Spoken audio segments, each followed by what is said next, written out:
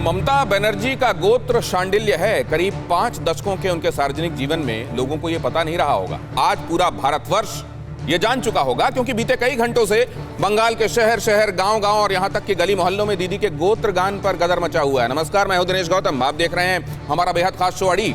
आज की शुरुआत करते हैं एक सवाल से, और इस सवाल का जवाब देना है आपको, क्योंकि अड़ी के आप सब नियमित दर्शक हैं, आपकी वजह से अड़ी है। आज का सवाल यह है, क्या हिंदू वोट पाने के लिए ममता बनर्जी ने गोत्र बताया?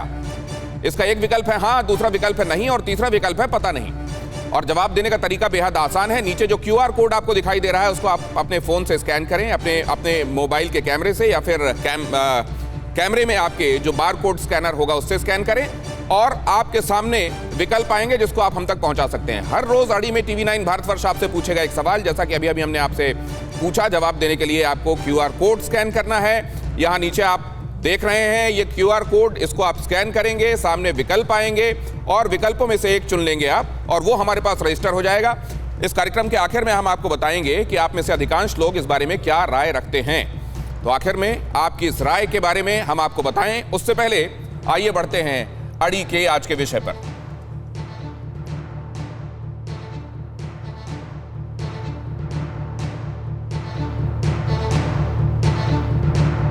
आपका जवाब कार्यक्रम के दौरान TV9 पर लाइव होगा। जैसा कि मैंने आपको बताया, ममता बनर्जी के गोत्र पर गदर मचा हुआ है। गोत्र पर आप क्या समझते हैं? क्या उन्होंने वोट पाने के लिए हथकंडा अपनाया है? इस पर आप जवाब देंगे, लेकिन हम अपने मेहमानों के पास जाएंगे और उनसे ये बातचीत करेंगे। असल में जैसे ही ममता बनर्जी ने कहा कि मां माटी मानुष में अपना गोत्र बताती रही, लेकिन मेरा निजी गोत्र तो शांडिल्य है, उसके बाद भारतीय जनता पार्टी के पास से जवाब आया, और उधर से TMC की तरफ से भी अटैक होने लगा। TMC की तरफ से तो यह तक कह दिया गया कि चोटी वाले लोग हैं जो राक्षस की तरह हैं। उस पर हम जाएं उससे पहले अहम खबर देख लीजिए। ममता के गोत्र वाली सियासत पर जुबानी जंग तेज हो गई। ममता की महिला नेता को रोहिंग्या गोत्र पर गर्व है, यह कह दिया गया। गिरिराज सिंह पर महुआ मोइत्रा का पलटवार हुआ। महुआ मोइत्रा ने कह दिया कि चोटी वाले राक्षसों से तो रोहिंग्या का जो क्लैन है वो अच्छा है, चोटी वाले राक्षस वंश से तो ये बेहतर है। ये है शांडिल्य गिरिराज सिंह, जो लिखते हैं अपना पूरा नाम, उनका गोत्र है शांडिल्य। उन्होंने कहा, ममता दीदी अब तो पता करना होगा कि रोहिंग्या घुसपैठियों का गोत्र शांडिल्य है का। और उधर महुआ मोइत्रा ने पलटवार किया, कहा कि चोटी वाले राक्षस वंश से तो रोहिंग्या वंश अच्छा है। यह है महुआ मोइत्रा का ट्वीट। ममता ने क्या कहा था जिसके बाद ये वार पलटवार शुरू हुआ, देखिए। ত্রিপুরেশ্বরী মন্দিরে পুজো দিতে গিয়েছিলাম। সেদিন আমার সাথে যারা ছিলেন তারা জানেন, আমাকে জিজ্ঞেস করেছিলেন পুরোহিত মশাই, মা তোমার গোত্রটা কি? আমি বলে ফেলেছিলাম মা মাটি মানুষ গোত্র। আজকেও তিনি যখন আমায় জিজ্ঞেস করলেন, আমি বললাম দেখুন আমার তো একটা পার্সোনাল গোত্র আছে, সেটা শান্ডিল্য।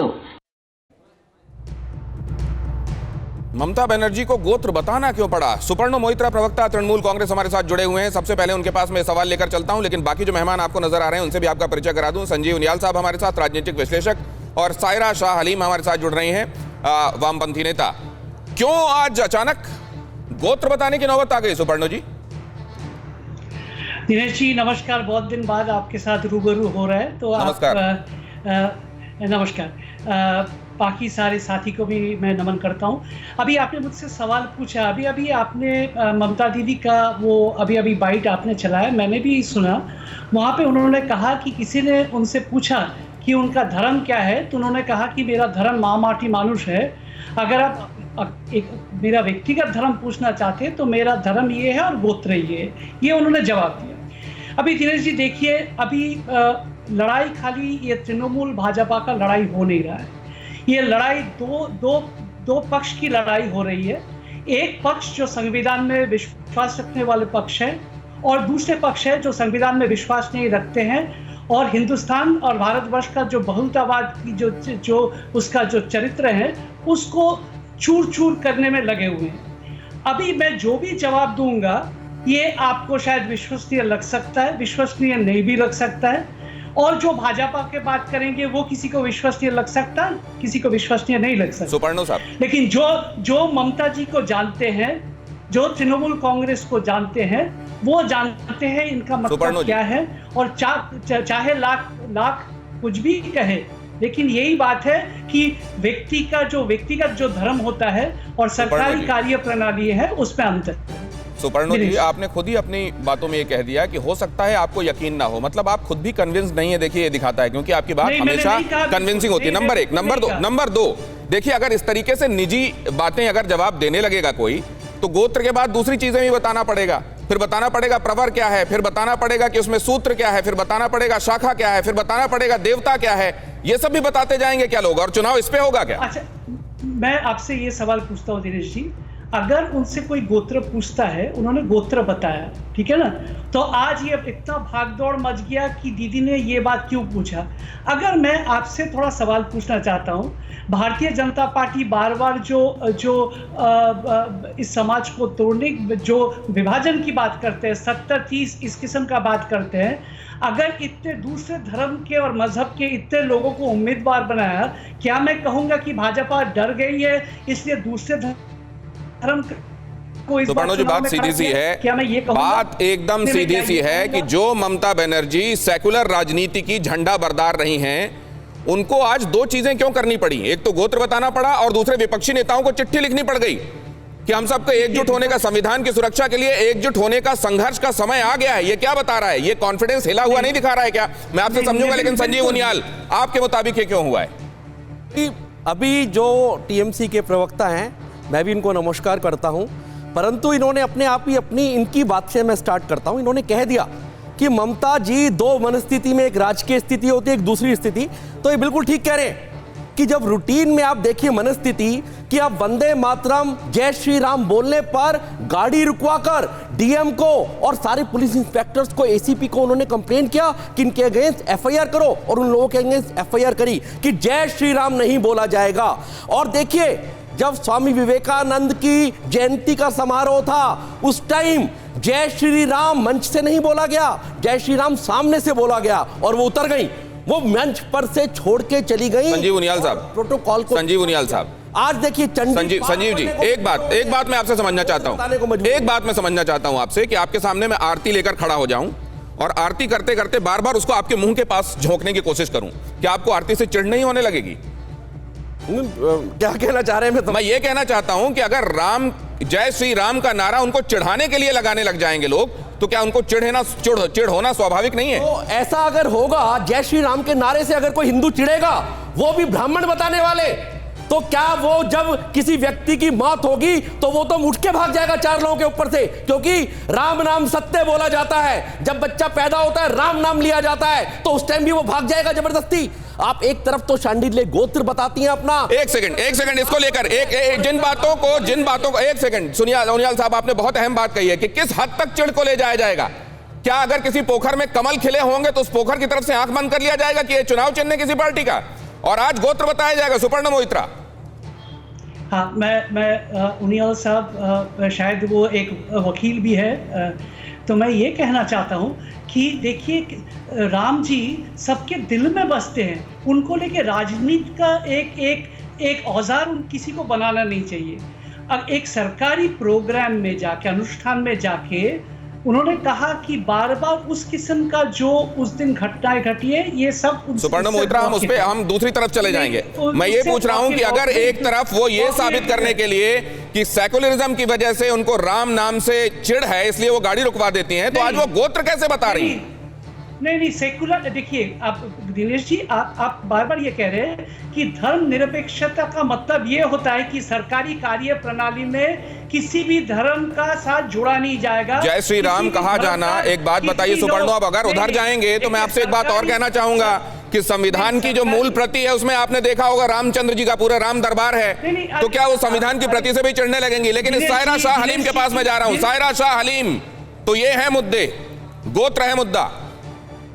देखिए, बहुत ये शोकनीय बात है और ये ताज्जुब की बात है कि बंगाल में इस कदर इलेक्शन जो है उसकी जो कॉन्टेस्टेंट्स हैं, ये इस पे बताई जा रही है कि भैया कौन सबसे बड़ा हिंदू है, कौन बड़ा मुसलमान है।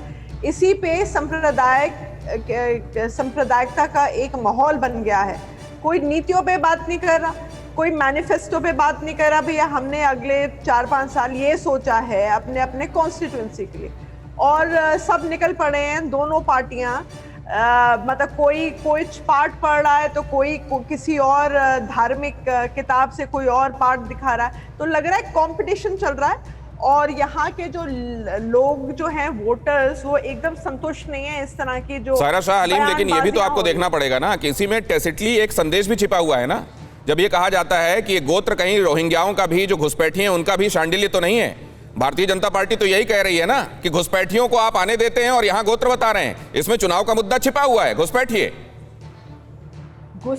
का क्या मतलब है? तो बाकी जो भाजपा जो अपने इलेक्शन होता है जब झारखंड और बिहार से लेके जो रैलियां भर रही हैं, वो लोग घुसपैठिए नहीं हुए। घुसपैठियों को क्या मतलब है? डिफाइन करिए ना, कौन घुसपैठिया है? देश के बाहर का कोई व्यक्ति जो देश में घुस जाए अनाधिकृत तरीके से, गैर कानूनी तरीके से, वो घुसपैठिया हुआ ना। देश में रहने वाला कोई देश के दूसरे हिस्से में चला जाए, वो घुसपैठिया कैसे हुआ? कौन सी पार्टी घुसपैठियों को सपोर्ट कर रही है? आप जो है थोड़ा क्लियर करके बताइए ना, कौन सी पार्टी है संजीव उनियाल जी जो घुसपैठियों को सपोर्ट करती है? अब देखिए, मैं इसका जवाब तो जरूर दूंगा, पर जिस व्यक्ति का, जिस पार्टी का, जिस आइडियोलॉजी का विजन ये है कि घुसपैठिया कौन है, अरे वाह, मेरे घर में 4 मेंबर रहते हैं, पर अगर 2 मेंबर घर के बाहर से आ जाते हैं तो हम उनको घुसपैठिया नहीं कहते। 1 मिनट में 100 नंबर पे फोन करते हैं, उनको भगा दिया जाता है और उनको पुलिस के हवाले कर दिया जाता है। आप बड़ी शालीनता से पूछते हैं घुसपैठिया कौन है? इसी आइडियोलॉजी की वजह से आज इसी भारतीयता को दोबारा से उजागर करने का समय आ चुका है। वही भारतीयता, वही अपनी पेरीफेरी, अपने ज्योग्राफिकल जुरिस्डिक्शन को पहचानने की भी जरूरत है तुम सब लोगों को। अरे कमाल हो गया तुम। तो क्या गोत्र बताने के बहाने असली मुद्दे एड्रेस किए जा रहे हैं? क्या घुमाकर कान पकड़ा जा रहा है? गोत्र के बहाने असली मुद्दों पर निगाहें उस पर जाएंगे हम। सुपर्णो मोहित्रा आपके पास आ रहा हूं मैं, लेकिन उससे पहले बता दूं कि आप तमाम दर्शकों का अभूतपूर्व प्रतिसाद मिल रहा है हमें, बहुत ही उत्साहजनक प्रतिसाद है इस सवाल पर। आपके जवाब हजारों की तादाद में अभी तक हमको मिल चुके हैं और आप में से ज्यादातर क्या कह रहे हैं वो हम आपको कार्यक्रम के आखिर में बताएंगे। एक बार फिर से बता दें, क्या हिंदू वोट पाने के लिए ममता बनर्जी ने अपना गोत्र बताया है? QR कोड स्कैन कीजिएगा, बाकी अपने आप हो जाएगा, बहुत आसान तरीका है। लेकिन फिर से इस बहस को आगे मैं ले जाता हूं। क्या प्रशांत किशोर पर लेकिन टीएमसी का भरोसा कम हो गया है? यह अहम खबर है। सूत्र बता रहे हैं कि ऐसा हुआ है। नंदीग्राम में ममता बनर्जी को हार का डर सता रहा है। नए PR एजेंसी को टीएमसी ने हायर कर लिया है। सूत्र कह रहे हैं कि हैदराबाद की PR एजेंसी को जिम्मा सौंपा गया है। टीएमसी की जीत के लिए नई एजेंसी अब काम करेगी, सोर्सेस ऐसे बता रहे हैं। तो क्या आईपैक से ममता बनर्जी का भरोसा हिल गया?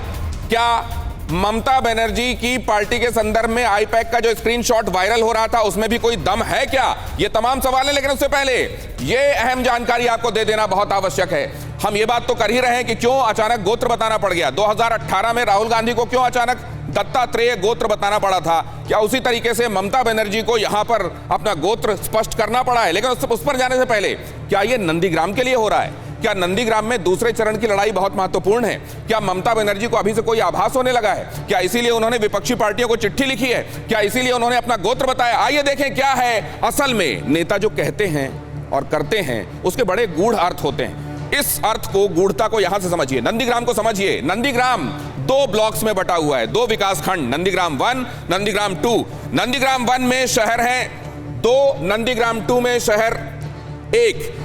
गांव नंदीग्राम 1 में 98, नंदीग्राम 2 में 40। नंदीग्राम के 97% वोटर गांव में रहते हैं। नंदीग्राम को समझने के लिए दूसरी प्लेट देखिए। नंदीग्राम में वोटर्स 2,07,000, SC ST 19%, मुसलमान 34%। नंदीग्राम 2 यहां पर वोटर हैं 1,23,000, इसमें से SC ST हैं 13%, मुसलमान हैं 12%। ध्यान से देखते जाइएगा, पूरा जवाब आपको अपने आप स्पष्ट हो जाएगा। अब देखिए नंदीग्राम बूथ पर कौन मजबूत है। बूथ पर जिसने जीत हासिल कर ली, माइक्रो मैनेजमेंट जिसने सही कर लिया, वो जीतता है। इसलिए बूथ समझिए। तृणमूल कांग्रेस 2016 विधानसभा में अगर आप देखेंगे 264 बूथों पर जीत दर्ज की थी, और जब यही 2019 का लोकसभा चुनाव आता है और विधानसभा वार आप बूथों की तर्जुमानी करते हैं तो 244 हो जाता है। मतलब ये नंबर 264 से 244 हुआ। मतलब बूथों पर बढ़त के हिसाब से तृणमूल कांग्रेस नीचे आई। भारतीय जनता पार्टी पहले 0 थी, 0 थी 2016 में नंदीग्राम में, लेकिन 2019 में यह 34 बूथों पर बढ़त बना लेती है। अब देखिए लेफ्ट का, जहां पर 7 बूथों पर कम से कम उसकी बढ़त थी वो अचानक सिफर पे आ जाती है। मतलब भारतीय जनता पार्टी ने जब 34 किया तो डेंट किया तृणमूल कांग्रेस को भी और डेंट किया लेफ्ट को भी। अगली प्लेट में इसको और अच्छे से आप समझ पाएंगे।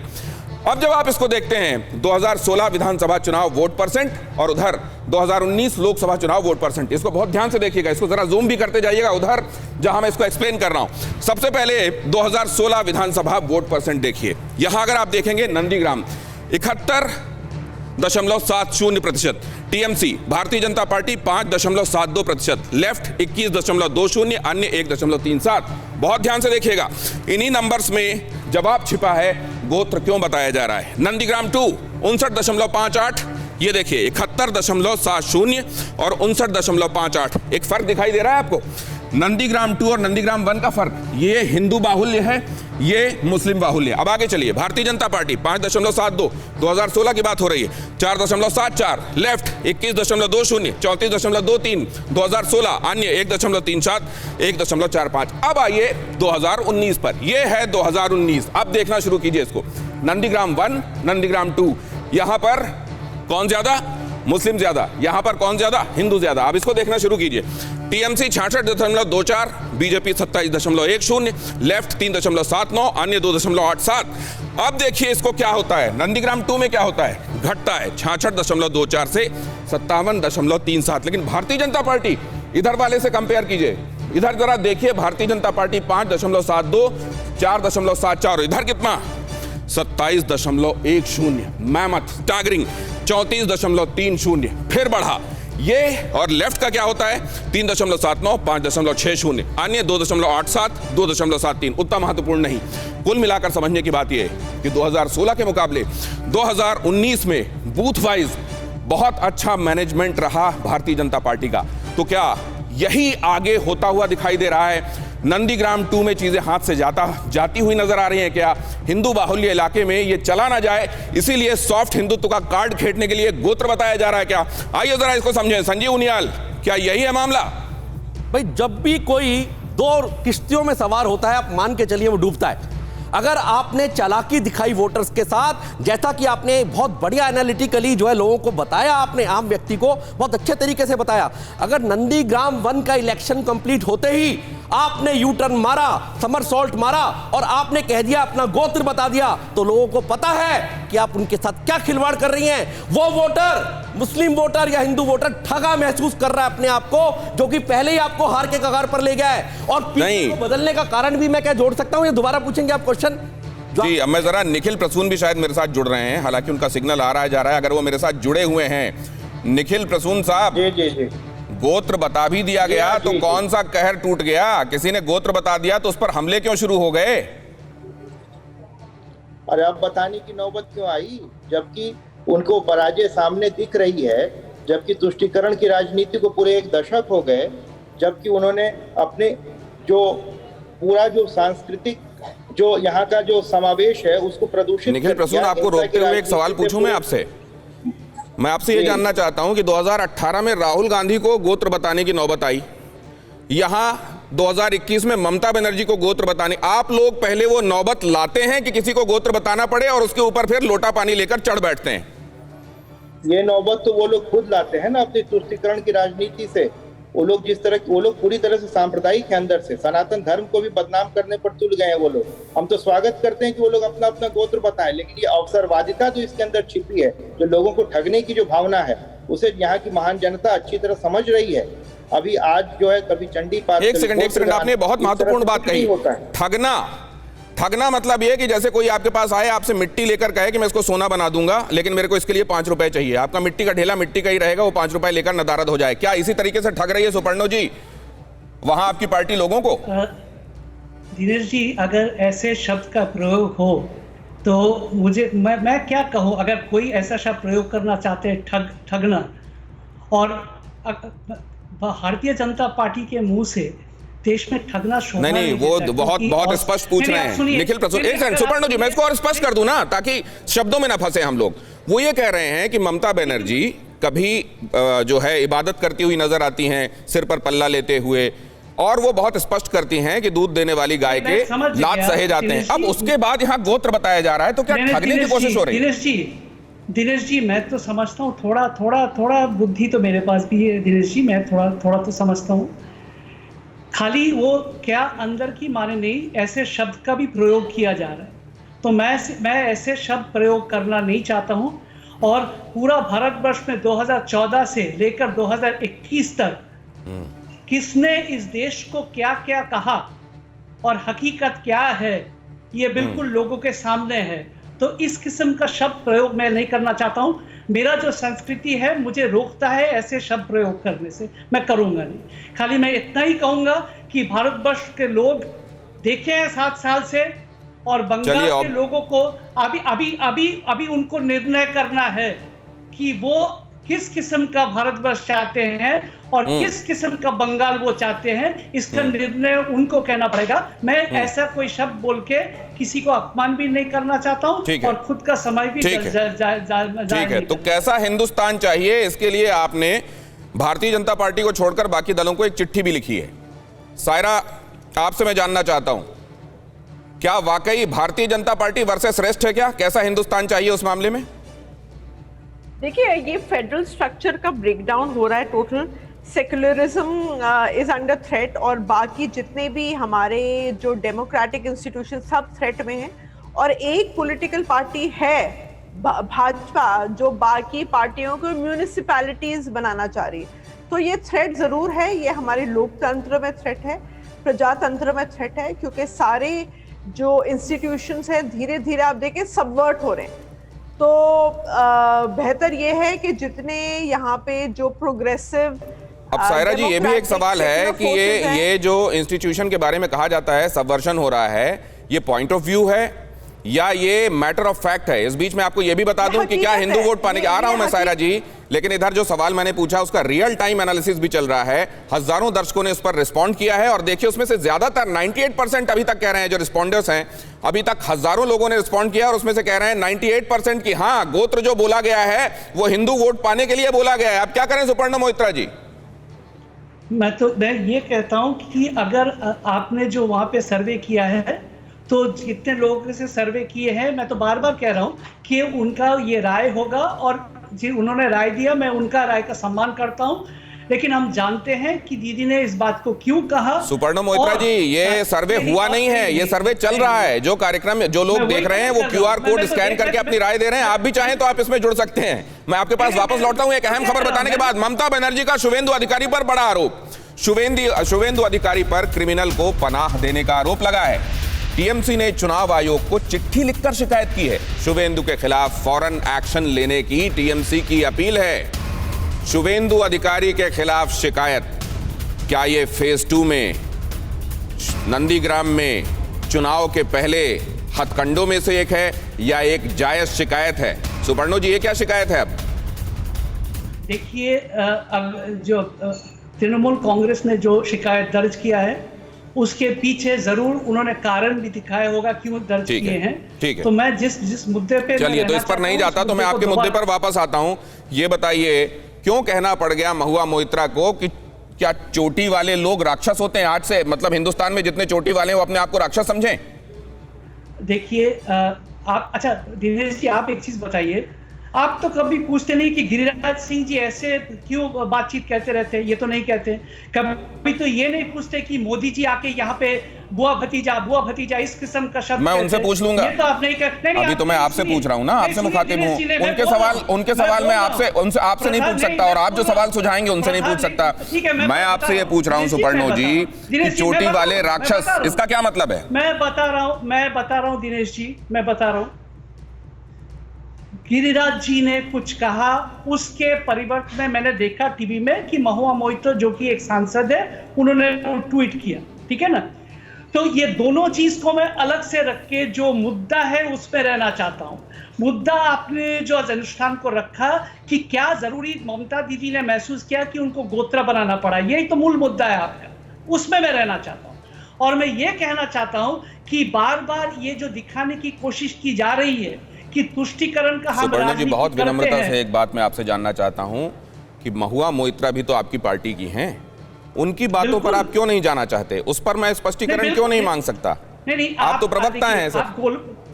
नहीं, मैं बिल्कुल, अगर आप एक मुद्दे पे पूछ रहे थे, मैं उस मुद्दे में जवाब देने की कोशिश कर रहा हूं, तुरंत आप महुआ मोहित मैं आपसे ये पूछना चाह रहा हूं कि खैला नहीं, होबे में आप लोग सेल्फ गोल तो नहीं कर रहे हैं? चोटी वाला राक्षस क्लैन, तो जितने चोटी वाले हैं वो अपने आप को कैसे देखेंगे बताइए टीएमसी की निगाहों में? दिनेश जी, आप ये पूछ रहे हैं ना कि कौन सेल कर रहा है। मैं आपको खाली, दिनेश जी, आप है, उनियाल साहब है, निखिल, डॉक्टर प्रसून है, सहरा जी है, मैं पूछना चाहता हूं कि अगर बंगाल ऐसे ही वो 200 सीट ले लेते हैं तो करीब 4 महीने से प्रधानमंत्री, गृह मंत्री और बड़े बड़े केंद्रीय मंत्री, पूरा भारतीय जनता पार्टी एक ममता दीदी को हराने पे क्यों जुटी हुई है?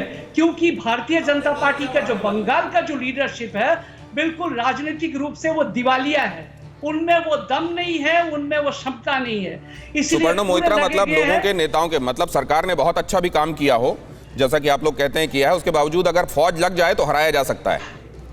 नहीं, मैं ये कहना चाहता हूं कि अगर 10 साल किसी सरकार ने काम किया, उसमें अच्छा काम भी होगा, बुरे काम भी किया, बुरे काम भी संजीव उनियाल हुआ आपकी बात का होगा, जवाब देना चाहते हैं, उसके बाद मैं अगली खबर की तरफ जाऊंगा। सुपर्णो मोइत्रा सुनिए। मोइत्रा जी, बड़ी विनम्रता से, मैं जो आप बहुत विनम्रता अपने आप में दिखा रहे हैं, मैं ये नहीं मान रहा कि आप इसलिए दिखा रहे हैं क्योंकि आप लगभग हार चुके हैं इसलिए आवाज नहीं आ रही, परंतु मैं आपको ये बताना चाहता हूं कि संगठन क्या होता है। संगठन मतलब होता है एक बड़ा परिवार, परंतु टीएमसी ने अपने परिवार को छोटा कर लिया, सिर्फ 2 कॉर्पोरेट बर्ड बन के रह गया, मैं और मेरा भतीजा, इसीलिए 2 लोग ही रह गए। और क्या कंसाइज क्या है? 5 नहीं, मसला यह है कि हम लोग क्या, नहीं अब क्या, नहीं एक सेकंड संजीव उनियाल साहब, सवाल यह है, उस पर रहते हैं, और मैं डॉक्टर निखिल प्रसून से इसका जवाब लेना चाहता हूं कि क्या आप जाति धर्म के बाद गोत्र बताकर सियासत होगी?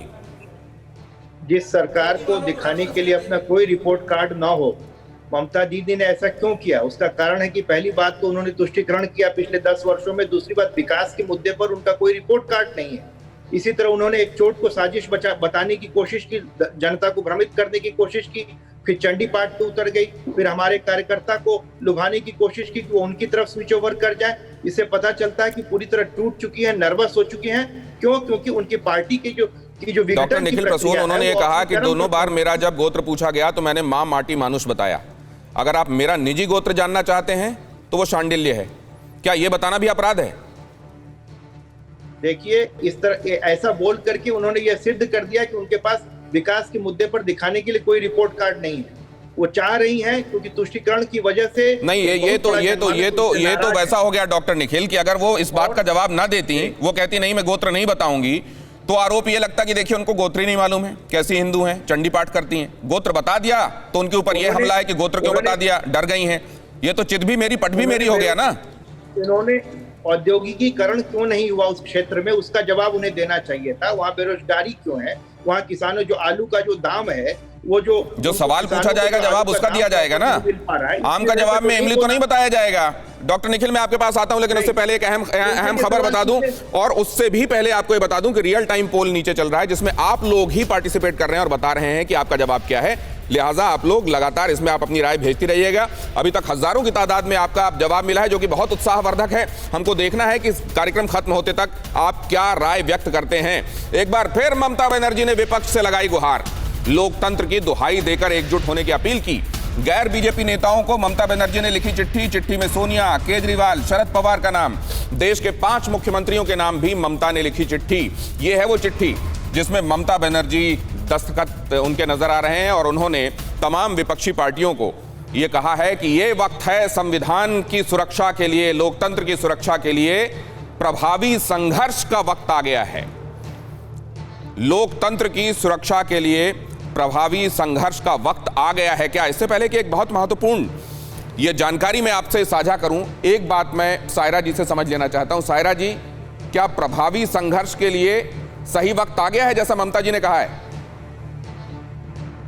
देखिए, बात यह है कि ये ममता जी ने जो चिट्ठी लिखी है, तो अभी सिर्फ 2 ही चीजें होंगी। आइडियोलॉजिकल बैटल है ये, जो बंगाल का जो मेरी बात का हाँ या ना में जवाब दीजिए। उसको बचाने का मैडम, मैं एक बात समझना चाहता हूं कि आप लोग एकजुट होंगे भी कि नहीं, इसलिए आपका जवाब मैं स्पष्ट जानना चाहता हूं। मैं इसलिए इसके गोल गोल जवाब में ना है कि तृणमूल कांग्रेस जो है, ममता जी का मैं आदर सम्मान करती हूँ, लेकिन उनके जो टीएमसी के केडर्स ने एक हिंसा का जो है शासन फैलाया हुआ है, ये बात मैं मानती हूँ बंगाल में, और बहुत करप्शन के भी चार्जेस हैं। तो मुझे नहीं लगता है कि संयुक्त मोर्चा या लेफ्ट पार्टीज जुड़ना चाहेंगी, क्योंकि बहुत सारे जो सीपीआईएम के जो एक्टिविस्ट बात स्पष्ट हो गई। कम से कम सायरा शाह हलीम ने स्पष्ट कर दिया कि लेफ्ट क्या सोचता है। इस पर सुपर्णो जी का जवाब दूं उससे पहले मैं आपको ये जानकारी दिखाना चाहता हूं। ये देखिए, ये जानकारी नंदीग्राम का रण कमांडर किधर, असल में शुवेंदु अधिकारी, जो कि ये माना जाता है कि नंदीग्राम में पत्ता कैसे हिलेगा, ये इस पर बहुत कुछ निर्भर करता है कि अधिकारी परिवार क्या चाहता है। अधिकारी शुवेंदु अधिकारी अकेले नहीं हैं, उनके भाई भी हैं, उनके पिता तो और भी धाकड़ नेता रहे हैं जिन्होंने पंचायत से लेकर सांसदी तक का चुनाव जीता है, वो उनके बेटे। अब इस बार वो दीदी के साथ नहीं है। पहले जब दीदी के साथ होते थे तो तृणमूल कांग्रेस निश्चिंत होती थी, यहां तक कि दीदी वहां पर दौरा तक करने नहीं जाती थी कि शुवेंदु हैं संभाल लेंगे। लेकिन तब क्यों होता था ऐसा? जिनकी वजह से होता था ऐसा, वो नाम भी देख लीजिए। अबू ताहिर उनमें से एक नाम, ये कमांडर होते थे शुवेंदु अधिकारी के। दूसरा नाम देखिए, सूफियान शेख, जो अभी भी ममता के वहां पर रिप्रेजेंटेटिव हैं। सूफियान शेख और अबू ताहिर ममता के साथी हैं, जो पहले कभी शुवेंदु के कमांडर हुआ करते थे, लेकिन एक कमांडर उनमें से शुवेंदु अधिकारी के साथ चला गया। उनका नाम है मेघनाथ पॉल। लेकिन मेघनाथ पॉल की अहमियत आप इससे समझ सकते हैं कि ममता बनर्जी ने खुद फोन करके मेघनाथ पॉल से यह कहा कि आप तृणमूल कांग्रेस को सपोर्ट कीजिए। और भारतीय जनता पार्टी ने बीते दिनों एक ऑडियो भी वायरल किया था जिसमें ममता बनर्जी की यह चिंता स्पष्ट हो रही थी। मतलब ये कि शुवेंदु अधिकारी पहले तृणमूल के लिए कितना बड़ा सहारा थे, अब वो अलग हो गए हैं, लेकिन उनके दो कमांडर अब भी ममता बनर्जी के साथ हैं। वो अलग तो हुए, लेकिन क्या उतनी पावर वो ट्रांसफर करके ले गए जितने पावरफुल वो तृणमूल कांग्रेस में हुआ करते थे? और क्या उनके जाने के बाद से ममता बनर्जी की तृणमूल कांग्रेस वहां उतनी मजबूत नहीं जितनी वो हुआ करती थी? शुवेंदु ने चप्पे चप्पे पर तृणमूल का संगठन खड़ा किया था। शुवेंदु अधिकारी ही वो नाम, शुवेंदु के जाते ही तृणमूल के 30 से 35% लोग भारतीय जनता पार्टी में शिफ्ट हो गए। सूफियान शेख, अबू ताहिर ममता बनर्जी के साथ, और मेघनाथ पॉल अधिकारी परिवार का दामन थामकर उनके साथ हैं। अगर 70% हिंदू वोटर शुवेंदु को वोट डालेंगे तो शुवेंदु की जीत पक्की है। लेकिन ममता बनर्जी 1.5 साल पहले ही सियासी हवा भांप चुकी हैं, लिहाजा उन्होंने सॉफ्ट हिंदुत्व का कार्ड खेलना शुरू कर दिया था। पिछले 1.5 साल में उनके रवैये में बहुत तब्दीली लोगों ने नोट की है। भारतीय जनता पार्टी का मकसद यह है कि नंदीग्राम में ममता का मनोबल तोड़ दिया जाए। दूसरे ही फेज में अगर ये हो गया तो बाकी के 6 फेजेज में काम आसान हो जाएगा और भारतीय जनता पार्टी के लिए एक तरीके से ये केक वॉक हो जाएगा। लेकिन क्या ऐसी स्थिति आने वाली है? नंदीग्राम में हार की स्थिति देखकर ममता बौखला जाएंगी और उसके बाद बाकी के 6 चरणों में हमारे लिए काम आसान हो जाएगा? क्या यह हालात की सही तर्जुमानी है? क्या नंदीग्राम में ऐसा ही चल रहा है? जरा इसको समझने की कोशिश करते हैं। और डॉक्टर निखिल प्रसून, मैं आपसे समझना चाहता हूं, नंदीग्राम में जैसा कि आपका दावा है, अगर वैसा है तो फिर इतने सारे नेताओं की, मंत्रियों की, आपके काडर की फौज वहां पर क्यों है? देखिए, हम लोगों की ये खासियत है कि हम लोग किसी भी चुनाव को कॉम्प्लेसेंसी से नहीं लेते हैं, उसको आसानी से नहीं लेते हैं। सारे चुनाव को पूरी गंभीरता से लिया जाता है। बूथ स्तर पर पूरी मजबूती के साथ हमारे शक्ति केंद्र है, हमारा बूथ है, बूथ प्रमुख है, पन्ना प्रमुख है, उस स्तर पर हम चीजों को ले जाते हैं। इसीलिए हमारे प्रधानमंत्री से लेकर के बूथ अध्यक्ष तक और नीचे के कार्यकर्ता तक डॉक्टर निखिल, किसी भी चुनाव को आसानी से नहीं लेकर के। डॉक्टर निखिल, क्या आप ये कह रहे हैं कि नंदीग्राम में आप लोगों ने जितना जोर लगाया हुआ है, बाकी की सारी विधानसभाओं में उतना ही जोर लगाया गया है? उतने ही नेता प्रचार के लिए पहुंचे हैं? बड़े नेता, मझोले नेता, छोटे नेता उतने ही लगे हुए हैं? क्या आप ये बता रहे हैं? कम ज्यादा, जी हाँ, कम ज्यादा हो सकता है, लेकिन देख लीजिए कि हमारे गृह मंत्री महोदय, हमारे अध्यक्ष महोदय, प्रधानमंत्री महोदय, ठीक है, पूरे कम ज्यादा हो सकता है जो है। चलिए, ये आपने जवाब दे दिया। जैसे सायरा जी ने बता दिया था वैसे ही आपने भी एक जवाब दे दिया, कम ज्यादा हो सकता है। लेकिन पश्चिम बंगाल में चुनाव को लेकर थम नहीं रही है हिंसा। सोशल मीडिया पर पिटाई का वीडियो वायरल हो गया है। 29 मार्च को दुकान के सामने पिटाई का वीडियो वायरल हुआ है। भारतीय जनता पार्टी की टोपी पहनने पर चंद लोगों को खूब पीटा गया। ये देखिए ये तस्वीर, और इसमें जो बातें कही जा रही हैं वो भी सुनिए, उसके बाद मैं आपसे बात करता हूं। सुनाइए जरा, ऑडियो आप कीजिए।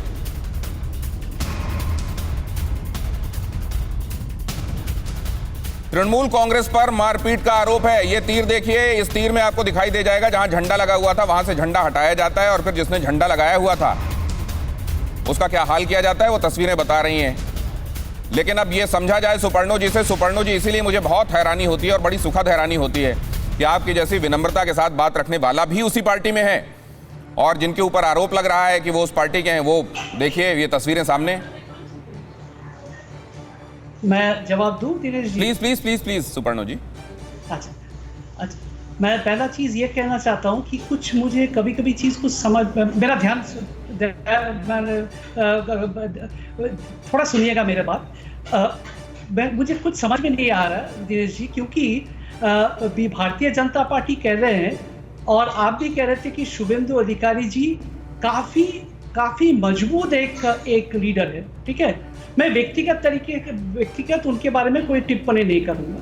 अगर मैं मान लेता हूं कि उतना बलवान है वहां पे, तो बाहुबली है, बलवान है, तो फिर ये घटना तृणमूल का वहां पे इतना दम आ गया कि तृणमूल ऐसे घटनाएं वहां पे कर रही है, तो ये भी लोग विश्वास नहीं करेंगे। नहीं सुनिए ना, ये भारतीय जनता पार्टी का जो ठीक है, बहुत महत्वपूर्ण प्रश्न आपने उठाया कि अगर शुभेंदु अधिकारी बाहुबली है तो ये सब कैसे हो रहा है। निखिल प्रसून जरा समझाइए ये पहले तो ये कहा जाता था कि 10 साल तक वहां जमहूरियत रही ही नहीं, ये बात ठीक है?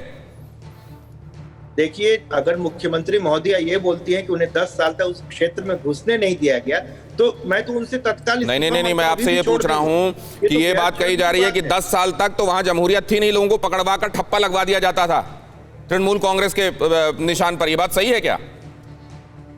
उसका जिम्मेवार जो सत्ता शीर्ष पर बैठा हुआ व्यक्ति है वह है जो कि आज कंप्लेन कर रहा है कि उन्हें 10 वर्षों तक नंदीग्राम में घुसने की इजाजत नहीं दी गई। दूसरी बात, वीडियो में आपने साफ दिखाई डॉक्टर निखिल प्रसून, आपने बहुत खूबसूरती से बचाव किया शुभेंदु अधिकारी का, लेकिन अगर ऐसा ही था, सत्ता शीर्ष में बैठा हुआ व्यक्ति ऐसा करा रहा था, तो सिर्फ नंदीग्राम में क्यों, बाकी जगहों पर भी ये होता हुआ हम देखते ना। बहुत शुक्रिया हमारे साथ आज की चर्चा में हिस्सा लेने के लिए, आपका बहुत बहुत धन्यवाद। लेकिन अब क्या कहता है हमारा पोल मीटर, जरा वो भी देख लीजिए। अड़ी में जो सवाल हमने आपसे पूछा था उसमें आप में से ज्यादातर क्या कहते हैं? आज का सवाल क्या था? आज का सवाल था कि क्या हिंदू वोट पाने के लिए ममता बनर्जी ने गोत्र बताया? उसके जवाब में जो आप लोग, जितने लोगों ने रिस्पॉन्ड किया है, अगर उसको पूरा यूनिवर्स मानते हुए हम उसको सेग्रीगेट करें तो 98% कह रहे हैं हाँ, 1% नहीं, और 1% ही हैं वो जो कह रहे हैं पता नहीं। अड़ी में आज के लिए इतना ही।